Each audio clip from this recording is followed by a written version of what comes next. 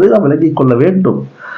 இவர்தான் அப்படின்னா நூஷிர்வானுடைய பேரை அவருக்கு மேல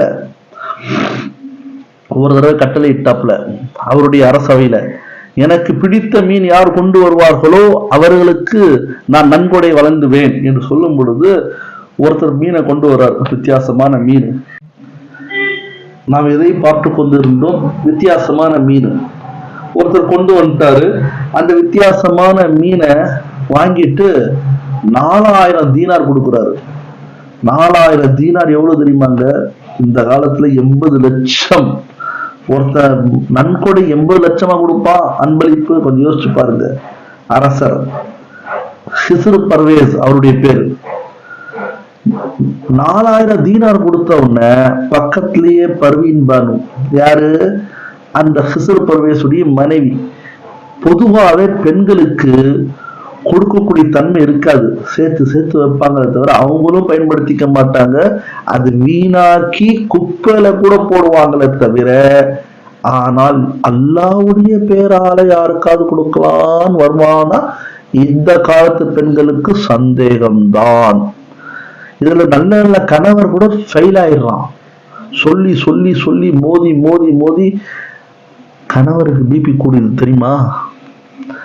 சரி, இதுல என்ன இன்னொரு பிரச்சனை தெரியுங்களா? தானும் சாப்பிட்றது இல்லை, கொடுக்கறதும் இல்லை, தூக்கி குப்பை பெட்டியில போட்டுறது. ஃப்ரிட்ஜில் வச்சு வச்சு வச்சு வச்சு சாப்பிட்டு இந்த அம்மா பேஷண்ட் ஆயிடுறாங்க, சுகர் பேஷண்ட். இதுக்கு மருத்துவம் யார் செய்யணும்? புருஷன் செய்யணும். சரி விடுங்க, அந்த மாதிரி புருஷனுடைய தலையெழுத்து என்ன பண்றது?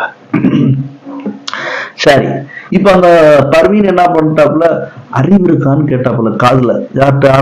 அரசனுடைய காதுல போயிட்டு 4000 தீனாரை கொடுக்கறீங்க, கொஞ்சமாவது அறிவு இருக்கா? என்னுடைய ஆட்சியை, அவனுடைய ஆட்சியிலேயே எல்லாத்தையும் முடிச்சிருவ பொழுக்கு, என்னுடைய சோழியை முடிச்சிருவ பொழுக்குன்னு சொல்லும் பொழுது, வாங்கினது கொடுத்தது வாங்கு அப்படின்னு சொல்லும் பொழுது, எப்படிமா கொடுத்தது வாங்க முடியும்னு சொன்ன உடனே அதுக்கு ஐடியா கூட அந்த பர்வீன் சொல்றாப்புல. என்னன்னு அவனை கூப்பிட்டு கேளு, இந்த மீன் ஆனா பெண்ணான்னு கேளு. அவன் ஆணுன்னு சொன்னா இல்ல இல்ல இல்ல பெண் மீன் தான் வேணும்னு அந்த மீனை கொடுத்துட்டு 4000 வாங்கிக்கோ. இது பெண்ணுன்னு சொன்னானா நீ என்ன பண்ணு, இல்ல இல்ல ஆண் மீன் தான் வேணும்னு சொல்லி அந்த மீனை திருப்பி கொடுத்துட்டு 4000 தீனாரை வாங்கிக்கோ. 4000 தீனார் 80 லட்சத்துக்கு ஒரு மீன் வாங்குவ, முட்டா பயிலன்னு சொல்லி திட்டினாப்புல. திட்டின பிறகு பெரியவர்களே, இவன் அதே மாதிரி கொடை வள்ளலாக இருந்தானே தவிர கோமாளியாவும் இருந்திருக்கான். அவன் மட்டுமா கோமாளிங்க? எத்தனை புருஷனை கோமாளி ஆக்குறாங்க மனைவிமார்கள். சரி, அதை பற்றி நம்ம ஏன் பேசணும்? வீட்டு வாசப்படி தானே. கடைசியில இப்ப என்ன ஆச்சுன்னு சொன்னா, மறுபடியும் அழைக்கிறான். அவனை அழைச்சு ஒரு கேள்வி கேட்கிறான், இது ஆனா பெண்ணா நீ கொடுத்த மீன்? அவன் என்ன பதில் சொல்றான்? அவன் அந்த காலத்தால் ஆச்ச, புத்திசாலி ஆச்ச. ஹுசூர், இது ஆணும் இல்லை பெண்ணும் இல்லை, இது ரெண்டுக்கு மத்தியில இருக்க 9ன்னா. இதை கேட்டவுடனே இவன் கொடை வல்லல் இன்னொரு 4000 தீனார் கொடுத்துட்டான். மொத்தம் 8000 தீனார் கொடுத்த பிறகு பக்கத்துல இருக்கிற மனைவியை பார்க்கறான் ஹுஸ்ரு பர்வேஸ். எப்படி இருக்குன்னா நெருப்பா இருக்காங்க, கக்குறாங்க. முட்டாளே, கொடுத்த 4000 வாங்குவேன்னு பார்த்தா இன்னொரு 4000 கொடுத்து வச்சிருக்கேன்னு சொல்லும் பொழுது, வாங்குறியா இல்லையானா நான் எப்படிமா வாங்குவேன்? நான் ஒரு அரசனாச்ச, அரச சபையில எல்லாரும் உட்கார்ந்து இருக்காங்க. வாங்கினா நாளைய வரலாறு என்ன சொல்லும்?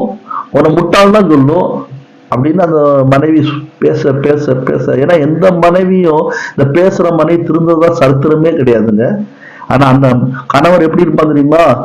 இன்ஷா அல்லாஹ் சொர்க்கத்துல உயர்ந்துல இருப்பான். ஏன்னா அவன் அல்லாவுக்கு மட்டும்தான் அடிப்படையக்கூடியவன். இந்த அம்மா கத்துறதுனால பயந்துட போறான். அந்த மாதிரி புருஷன் பயந்த மாதிரி நினைச்சிட்டு போயிட்டே இருப்பான், நீ எதுவும் நினைச்சுக்கோன்னு சொல்லி. கடைசியில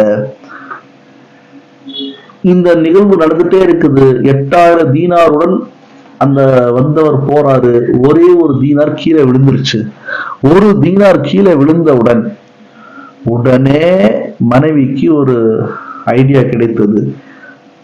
ஹுஸ்ரு பர்வேஸ் கிட்ட சொல்றாப்புல, ஒரு தீனார் கீழே விழுந்துருச்சு, அவன் என்ன பண்றான் பாருன்னு. பார்க்கும்பொழுது அந்த தீனாரை போய் எடுக்கிறாப்புல. என்ன மாதிரி எந்த மாதிரி ஆளுக்கு கொடுத்துருக்க பார்த்தியா 8000 தீனார் நீ அப்படின்னு அந்த மனைவி கேட்டாலாம். பார், ஒரு தீனார் விழுது, அதையும் எடுக்கிறான். இப்ப அந்த ஒரு தீனாரும் எடுக்கிறான் பத்தி, அந்த கஞ்சத்தனத்துல இருக்கிறான். அதனால இத சொல்லி கொடுத்த 8000 தீனார வாபஸ் வாங்கிக்கோன்னு சொல்லிட்டு ஐடியா கொடுத்தது யாரு? மனைவி. மறுபடியும் முட்டாளாக்குற அரசனை. இவன் கோமாளி தானே, கிசுறு பரவேஸ். அவன் உடனே, தம்பி இருங்க, உங்கள்தான் 8000 தீனார் நான் கொடுத்துருக்கேன்னு, ஒரு தீனார் கீழே விழுது, அதையும் விட்டுட்டு போகாம அதையும் தூக்குறீங்களே, எடுக்கிறீங்களே, இவ்வளவு கஞ்சத்தனத்துல வாழலாமா அப்படின்னு கேட்கும் பொழுது அவன் ஒரு பதில் சொன்னானா, ஹுதூர், நான் ஏன் ஒரு தீனார் கீழே விழுந்த தீனார் எடுத்தேன் தெரியுமா? அந்த தீனார்ல உங்களுடைய முகம் பதியப்பட்டிருக்குது.